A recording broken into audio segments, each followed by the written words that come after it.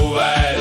Kirjas kõik, mis on meelel, sõnad välja mõtlen ma hoolega, võiks ise laulmisega tegeleda.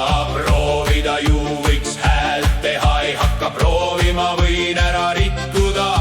Hoolega peab sellega tegelema, vigu sisse ei tohi küll tulla. Erinevaid asju ma pean proovima, nii hakkasid laulud sündima. See hea laule kuulates kirjutada üsna paha, sassi ei tohi midagi, minna peab jälgima.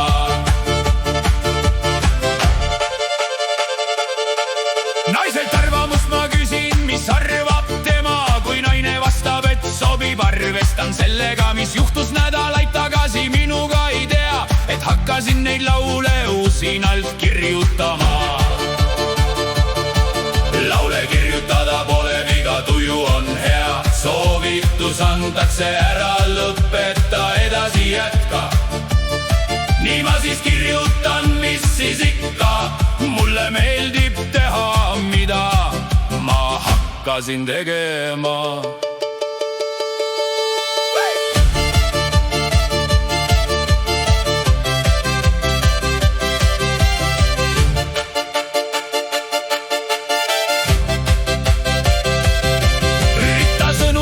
Natuke raske, et sassi ei lähe. Kontrollima peab hästi palju, et vigu ei ole. Vahest naine pakub tee, sellest ka lugu. Mina ei oota, kohe peab valmis saama lugu.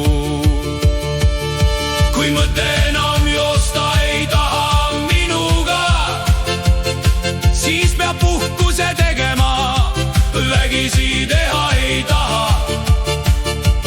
Lugu peab iseenesest tulema hakkama.